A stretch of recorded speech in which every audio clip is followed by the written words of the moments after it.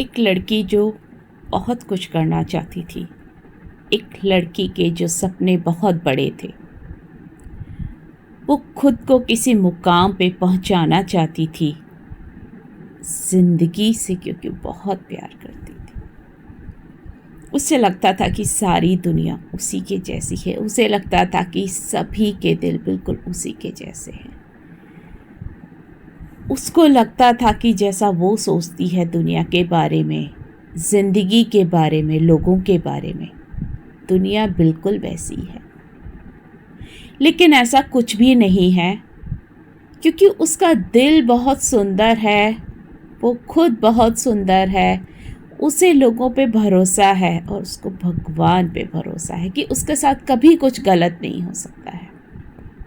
और इसी के चलते वो अपने ज़िंदगी के अपने हर उम्र के पड़ाव में आगे बढ़ती गई, एक भरोसे पर कि उसके साथ भगवान है तो उसके साथ कभी गलत नहीं हो सकता।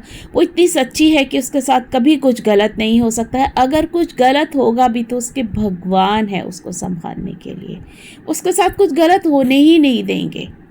और ऐसा हुआ भी। एक छोटी सी लड़की अपने उम्र के हर पड़ाव को पार करते हुए, 5 साल की लड़की 10 साल की हुई, 10 से 25 साल की हुई, 25 से 30 की हुई, 30 से 40 की हुई, 40 से 45 की हुई। एक लड़की से वो औरत बन गई, एक बेटी से वो माँ बन गई।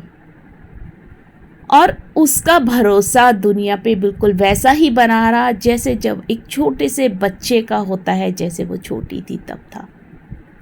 लेकिन इस जीवन में, इतनी ज़िंदगी में, उसके जीवन में बहुत लोग आए, अलग अलग नाम से, अलग अलग रूप में। कोई दोस्त बन के आया तो कोई प्रेमी बन के आया, कोई जीवन साथी बन के आया, और कुछ ऐसे आए जिनका कोई नाम ही नहीं था, फिर भी बहुत खास थे।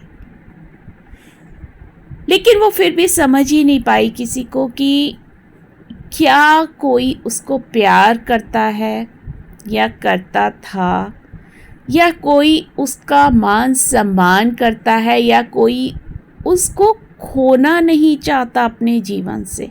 वो कभी समझ ही नहीं पाई, क्योंकि उसको ही सबके पीछे भागना पड़ा। गलती ना होते हुए भी उसे अपनी गलती माननी पड़ी, क्योंकि वो एक रिश्ता बनाना चाहती थी और चाहती है।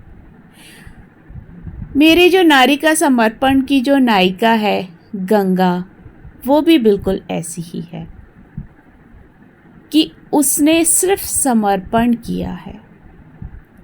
कभी प्यार के नाम पर, कभी दोस्ती के नाम पर, कभी रिश्तों के नाम पर, कभी अपनेपन के नाम पर, सिर्फ वो समर्पित ही होती गई है।